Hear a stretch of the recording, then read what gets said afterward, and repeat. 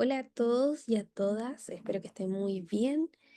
Vamos a grabar esta masterclass sobre el Día Mundial de los Océanos para aprender un poco sobre las diferentes cualidades que tiene el océano, tanto biológicas como químicas, como también espirituales, y de qué manera el conectar con la energía del océano nos puede llevar a un estado de relajación consciente. Antes de comenzar, me gustaría presentarme. Mi nombre es Paz, Paz Elemental en redes sociales y acá en YouTube. Y bueno, ya desde hace algunos años me dedico a esta área, sobre todo a hablar sobre el agua, como ser como una portadora de conocimiento sobre esta fuente de vida tan maravillosa que es mucho más que un recurso natural, para visibilizarlo también, para que otras personas puedan tener ese conocimiento y puedan conectarse con él también. Así que vamos a comenzar esta masterclass, espero que les guste mucho y me gustaría partir con esta frase que dice lo siguiente: todos provenimos del mar, pero no todos somos del mar. Aquellos que sí lo somos, los hijos de las mareas, tenemos que volver una y otra vez hasta que un día no regresemos, dejando atrás todo aquello que nos ha emocionado durante el camino. Y esta frase siento que representa muy bien el hecho de que algunas personas despiertan y son conscientes de esta energía o este vínculo que tienen con el agua, mientras que otras no lo son. Y muchas de ellas pasan lo largo de su vida viviendo en zonas costeras o realizando actividades cerca del océano, justamente porque saben y reconocen que hay un vínculo mucho mayor con este espacio. Comenzamos entonces con esta primera parte, en la cual vamos a ver qué es lo que hace el océano para ayudarnos o para acompañarnos en este camino. Y bueno, aunque pensamos usualmente que los bosques, especialmente el Amazonas, son grandes pulmones del mundo, en verdad el océano es la mayor fuente de oxígeno que tenemos en el planeta. Alrededor de un 50 y 80% de oxígeno que se respira proviene del mar. Y una gran parte de esta creación, ¿cierto?, se debe gracias al fitoplancton. El fitoplancton son diminutos organismos fotosintéticos que flotan en la superficie del océano y, al igual que las plantas terrestres, realizan fotosíntesis. En el proceso que capturan el dióxido de carbono y liberan el oxígeno. Aunque su tamaño más bien es microscópico, el impacto que generan es grandioso. En una sola gota de agua de mar puede contener miles de estos organismos, por lo tanto, son seres que, claro, pasan totalmente desapercibidos, pero son fundamentales para el desarrollo y el equilibrio del planeta. El fitoplancton, por su parte, también convierte la luz solar en energía en un proceso muy eficiente y muy antiguo también, que fue moldeando la atmósfera terrestre desde hace millones de años. Fueron los ancestros del fitoplancton los que transformaron justamente nuestra atmósfera de un ambiente tóxico a un ambiente rico en oxígeno, y de esa manera se permitió la evolución aquí en la Tierra. Por otra parte, también el océano genera una regulación del clima. ¿A qué nos referimos con esto? Que actúa como un termostato. Regula el clima global porque absorbe, distribuye, libera la energía térmica. Es como este pequeño regulador, ¿cierto? Bueno, no pequeño, en verdad, bastante grande, pero es un regulador justamente que tenemos en el planeta. Y los océanos también absorben el 90% del exceso de calor que se genera por los gases de emisión de efecto invernadero. Y esta enorme capacidad térmica significa que pueden acumular, mover y liberar el calor lentamente, estabilizando el clima. Pero ojo con esto, porque también en esta labor justamente hay una acidificación del fondo marino, por lo tanto de igual modo tiene un impacto que afecta a la vida en los océanos. Por otra parte, las corrientes oceánicas son las venas del planeta. ¿Y qué generan justamente estas corrientes oceánicas? Funcionan como cintas transportadoras térmicas que redistribuyen el calor desde el ecuador hacia los polos. Y esto va moderando, obviamente, las temperaturas extremas en diversas regiones del planeta y mantiene los patrones climáticos estables. Al mismo tiempo, hay un intercambio de gases y agua. El agua absorbe, ¿cierto? El dióxido de carbono para luego emitirlos en vapor de agua que posteriormente se transforma en nubes y lo vemos transformarse en precipitación. También actúa como un sumidero de carbono. Esto quiere decir que almacena estas grandes cantidades, ¿cierto?, en las profundidades. Por otro lado, el océano es la meca de la biodiversidad. Es el hogar para más de 80% de la vida en la Tierra. Y aunque esto muchas veces se nos olvida, ¿cierto? Porque em, tenemos esta tendencia a ser más centrados en lo verde, ¿cierto? En lo que podemos ver más que en el océano de por sí. Debemos reconocer que el océano tiene diversos ecosistemas. Están los arrecifes de coral, que los podemos comparar fácilmente con las selvas tropicales y que son hábitats justamente para una cuarta parte de las especies marinas conocidas. Por otro lado están los manglares y los pastos marinos, que son fundamentales para las crías de peces, la protección costera y el secuestro de carbono. Y finalmente está la zona abisal, que es esta zona a miles de metros de profundidad, que no tiene luz, donde existen estas criaturas bioluminiscentes y hay ecosistemas basados en fuentes hidrotérmicas y hay formas de vida que parecen de otro planeta. Finalmente, lo que hace el océano es que es un espacio de ciclos de vida interconectados. Esto quiere decir que hay ciertos animales terrestres como las aves o tortugas que dependen del océano tanto para alimentarse como para reproducirse.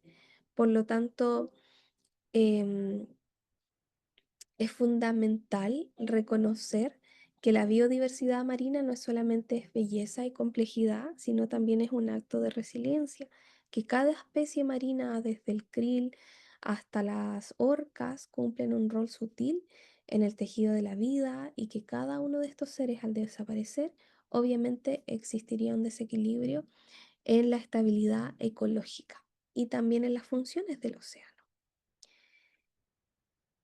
El mar de por sí es la conciencia planetaria. Es mucho más que agua salada, es una matriz de vida que respira con nosotros, que regula la temperatura de nuestro hogar y alberga un innumerable número de formas de vida. Y si el planeta tiene alma, claramente el océano es una expresión de esta alma que es muy vasta y profunda. Proteger el océano no solamente es un acto ecológico, sino también un acto espiritual, biológico y existencial. Y recordar que cuando respiramos también estamos respirando el océano. Para continuar, debemos reconocer, ¿cierto?, el primer océano que habitamos cuando llegamos a este mundo, y ese es el vientre materno. Antes de respirar aire, respirábamos agua. Antes de ver la luz, habitábamos la penumbra azul que es el útero. Y antes de escuchar las palabras, escuchábamos el ritmo constante del corazón materno como una marea que nos mece. El vientre es un espacio cálido, envolvente, oscuro, es este sitio acuático, seguro, vibrante, es un universo silencioso que nos enseña lo esencial, a sentir, a flotar y a estar. Y el líquido amniótico lo podemos ver como el agua sagrada, porque durante 9 meses nos encontramos, ¿cierto?, en gestación viviendo inmersos en líquido. Un líquido que fluye, que regula nuestra temperatura, como lo hace el océano con el clima del planeta, que nos protege de los impactos, como lo hacen los arrecifes con las costas, y que nos permite crecer moviéndonos en suspensión, al igual que lo hacen los peces en el mar. Y es ese líquido justamente que está compuesto en su mayoría por agua, pero no es cualquier tipo de agua, es agua con información genética de la madre, tanto química como también a nivel emocional, y es una memoria líquida viva que nos moldea desde adentro. Por lo tanto, hay que reconocer que mucho de lo que sucede en el útero se graba en nuestra psique y va a ser nuestra base de contacto con el mundo cuando ya comencemos a explorar la vida. El vientre es nuestro primer ecosistema acuático, así como el océano lo es para la Tierra. Y en ambos casos la vida comienza en el agua salada, la sangre y el agua amniótica tienen concentraciones de minerales muy similares a los mares primordiales. Por otra parte, la vida se gesta en silencio, en un vaivén constante, rítmico y envolvente, al igual que lo hace el océano. Así como el océano guarda la memoria biológica del planeta, el vientre guarda la memoria emocional del ser humano. Y es un archivo que está vivo, es íntimo y al mismo tiempo es celular. Debemos reconocer que la matriz es literalmente un océano, creador, un espacio de gestación y contención muy transformadora. Por otra parte, una vez que salimos de este líquido amniótico, no nos damos cuenta, pero llevamos un océano dentro de nosotros. Y ese océano justamente es el líquido cefalorraquídeo, que es el mar interior de la conciencia. El líquido cefalorraquídeo es una sustancia clara, casi cristalina, que fluye dentro del sistema nervioso central, envolviendo el cerebro y la médula espinal. Es el agua que protege, que nutre y que regula el funcionamiento de nuestro cuerpo y de nuestra mente. Y aunque parezca algo muy pequeño, muy insignificante, este mar interior es profundamente poderoso porque tiene funciones mecánicas, inmunológicas, químicas, eléctricas y también espirituales. ¿Cuáles son las funciones principales del líquido cefalorraquídeo? En primer lugar está la protección del cerebro porque actúa como un amortiguador, evitando que el cerebro se golpee con el cráneo. Por otra parte, transporta nutrientes y elimina toxinas, como lo hace el océano. Eh, También regula la presión intracraneal, mantiene el equilibrio interno del sistema nervioso, transmite señales neuroeléctricas y hormonales, creando una sinfonía interna entre el cerebro, las glándulas y el cuerpo. Pero más allá de lo físico, este fluido es el agua de la conciencia. Y en los últimos años se ha estado estudiando que puede ser justamente el líquido cefalorraquídeo lo que genere la memoria en nuestro cerebro y no más bien el cerebro que la almacena de por sí. Sin embargo, esto todavía se está investigando, así que no lo tomaría como un dato base, pero sí como un dato curioso que todavía está en desarrollo. Algo muy extraordinario que ocurre es que la composición química del líquido cefalorraquídeo es muy similar al agua del mar, sobre todo a los mares primordiales, donde el calor comenzó a hacer que las moléculas en este espacio comenzaran a reaccionar y así surgió la vida en el planeta. ¿Qué pasa con este líquido cefalorraquídeo? Los mares primordiales contienen sales minerales esenciales como el sodio, el potasio, el calcio, el cloruro y el magnesio. Y ambos están en movimiento constante, es un flujo rítmico que se mueve al igual que las mareas. Ambos sostienen la vida, ya sea del planeta o del alma humana encarnada en ese cuerpo. Y esto no es coincidencia, porque nuestro mar es un océano condensado, esto lo dijo René Quitón, y el líquido cefalorraquídeo es el mar que protege la conciencia misma. Así como el feto flota en líquido amniótico dentro del vientre, el cerebro flota en líquido cefalorraquídeo dentro del cráneo. Son dos océanos internos y dos mares protectores. También hay una conexión entre la respiración, el movimiento, el ritmo y el líquido cefalorraquídeo. Y esto se le llama el pulso del alma. Este líquido obviamente no fluye al azar en nuestro cuerpo, se mueve a un ritmo sutil y poderoso relacionado con la respiración, el pulso cardíaco y el ritmo cráneo-sacral. Es una oscilación casi imperceptible de los huesos del cráneo y de la médula. Y este ritmo, que algunas personas llaman la respiración primaria, es anterior a la respiración pulmonar y tiene una cualidad casi mística. Es como si el cuerpo recordara que el mar está en este constante movimiento. Y cuando estamos profundamente relajados, en estados meditativos, en estados de sanación, el líquido cefalorraquídeo suele fluir mucho más armónicamente. Nuestro cuerpo recuerda y se alinea con el ritmo cósmico del agua. En muchas tradiciones espirituales antiguas, desde el yoga tántrico hasta el taoísmo, reconocen el fluido sagrado que asciende por la médula espinal y activa estados de conciencia superior. De hecho, dentro del cristianismo em, está la unción, ¿cierto? Que es justamente cuando las personas se ungen o ponen aceite en ciertos lugares de su cuerpo. Y justamente una de las formas que se le llama en la ciencia a el líquido cefalorraquídeo es el líquido crístico, ya porque se sabe también que este líquido se mueve alrededor de nuestra glándula pineal y la glándula pineal está sumamente conectada con nuestro sexto chakra, que es el chakra del tercer ojo. Por lo tanto, hay una conexión obviamente con la espiritualidad.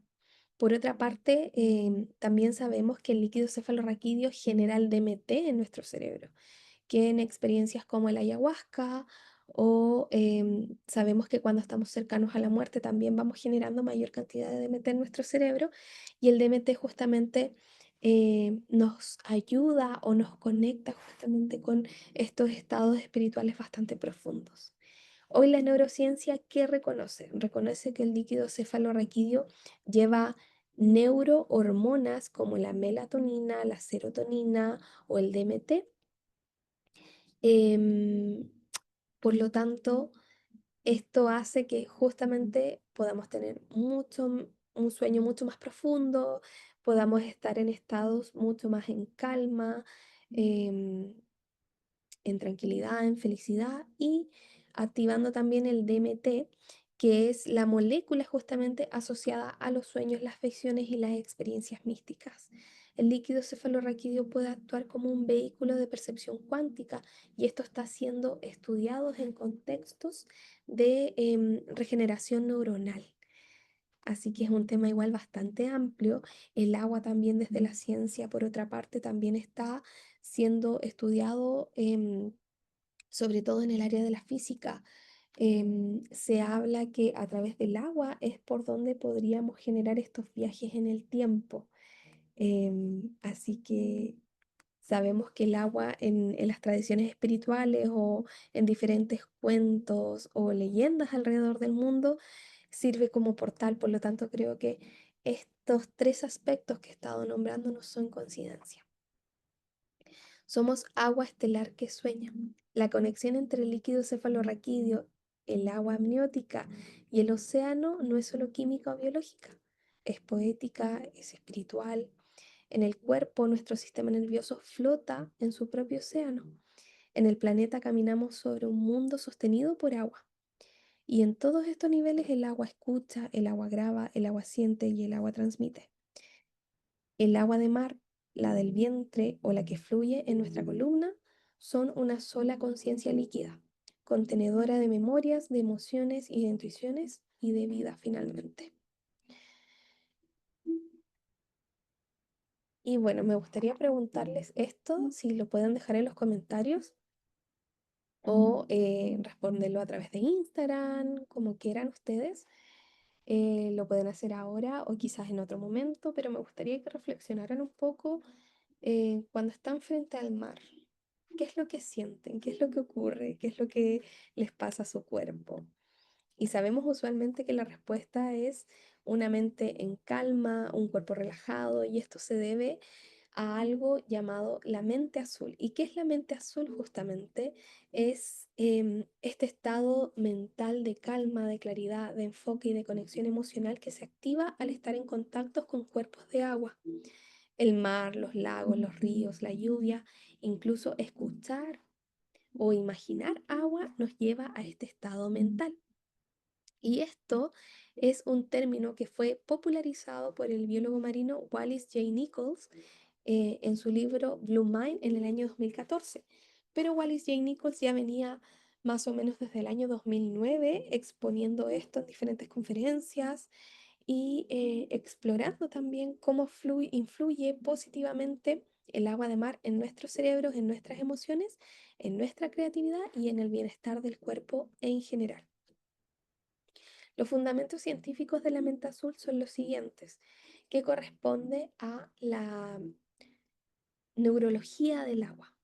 Esto quiere decir que cuando estamos sobre el agua, dentro del agua, fuera del agua o debajo del agua, nuestro cerebro cambia su funcionamiento, porque es en este instante donde se activan ondas cerebrales asociadas al estado de relajación consciente y la creatividad. Al mismo tiempo, se reduce la actividad de la amígdala, que está relacionada con el estrés y el miedo. En los últimos años se han mostrado en diversos estudios que las amígdalas cerebrales están cada vez más inflamadas y esto se debe a que solemos vivir en esta sociedad que es todo rápido, todo inmediato, todo siempre corriendo. Por otra parte, la mente azul o el contacto con el agua reduce el cortisol, perdón, el cortisol, que es la hormona del estrés, y aumenta la oxitocina, que es la hormona del apego, y la serotonina, que es la hormona justamente que nos ayuda a tener un estado de ánimo equilibrado. Se equilibra el sistema nervioso autónomo, ayudando a regular funciones como el ritmo cardíaco o la presión arterial. También al mismo tiempo hay una estimulación sensorial saludable. El agua ofrece un entorno multisensorial natural. Hay sonido, hay movimiento, hay temperatura, hay luz y hay textura. Esta estimulación es predecible, es rítmica y es suave, lo que tranquiliza obviamente al sistema nervioso. En la dimensión emocional y simbólica, el agua actúa como un espejo emocional. Hay una frase que dice como es adentro es afuera, como es arriba es abajo. Y justamente muchos expositores que hablan del agua señalan justamente de que cuando hay un movimiento en las aguas exteriores es porque algo está pasando en nuestras aguas interiores y el mundo emocional se conecta de por sí con el elemento agua. Cuando la mente está sobrecargada, ¿qué es lo que hace el mar o el agua de por sí? La vacía. Cuando el corazón está cerrado, el agua blanda. Hay una frase de Wallace J. Nichols que dice lo siguiente: el agua no juzga, no corrige, no interrumpe, solo acoge, solo sostiene. El agua también, perdón, el azul es el color más calmante. Cuando vemos la psicología del color, se dice que es un color que atrae la paz interior, la estabilidad, la confianza, la introspección. Y no es casualidad que vivamos en un planeta que justamente el color que más predomina en él es el azul. Y al mismo tiempo sentimos paz al mirar el horizonte marino. También, como dato curioso, hay neurocirujanos que utilizan gafas al momento de operar, que les ayudan a ver la sangre de color azul. ¿Y esto por qué? Porque de esa forma también logran concentrarse y estar más presentes durante las operaciones. Hay tres estados mentales de los cuales nos habla Wallace J. Nichols. La primera es la mente roja, que es esa mente que nos lleva a un estado de alerta, estrés, lucha, huida, ansiedad, miedo, entre otras cosas. ¿Con qué se activa esta mente? Con la sobrecarga, con la crisis o con la sensación de peligro. Hoy en día, al estar constantemente en esta sociedad rápida, donde todo tiene horarios, donde todo está como muy establecido, muy controlado, obviamente nos lleva a un estado natural de mente roja, cuando nuestro estado natural es la mente azul, este estado de calma, de creatividad, de conexión con el cosmos. Y para activar esta mente azul tenemos que entrar en contacto con la naturaleza, con el agua, con el arte y sobre todo con la contemplación.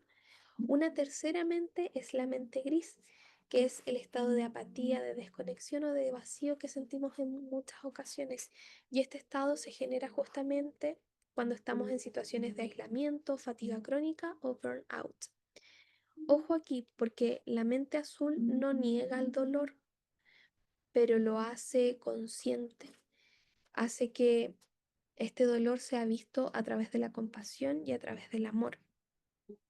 ¿Y de qué manera podemos cultivar la mente azul? Aunque no estemos cerca del océano, bueno, hay diversas técnicas diarias, cada uno puede buscar la que más le guste, pero la primera sería escuchar sonidos o frecuencias que lleven ruidos de agua, ya sea agua corriendo, agua de mar, río, el agua que choca con las rocas, lluvia, etcétera. También podemos meditar visualizando que estamos en un río o nos sumergimos en el océano, tomar duchas conscientes, caminar cerca de ríos, lagos, fuentes, nadar o flotar sin objetos, solamente estar también podría ser una gran técnica. Y también podríamos realizar la respiración azul, que es inhalar como si el mar entrara, perdón, el mar encontrara su camino hacia ti y exhalar visualizando, ¿cierto?, que este océano se aleja. Ya esto lo podemos hacer en un rango de 3 a 5 minutos. Es una práctica muy poderosa, muy sencilla y muy calmante para la mente ansiosa.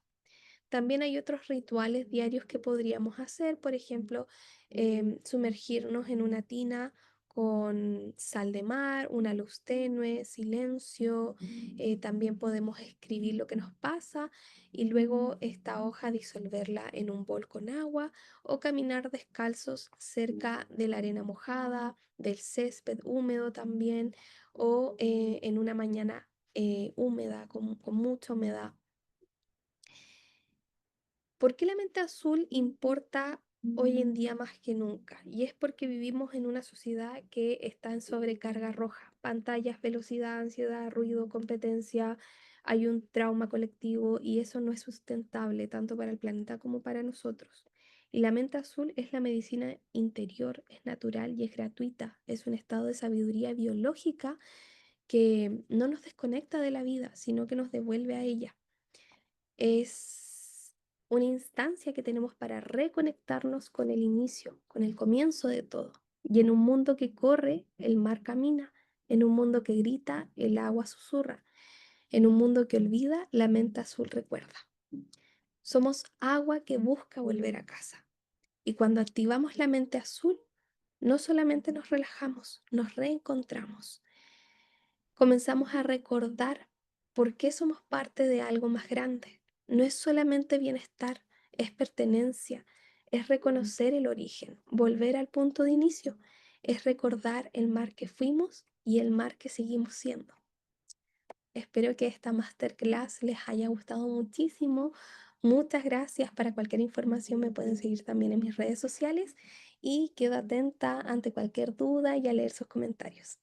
Feliz día del océano y nos vemos pronto.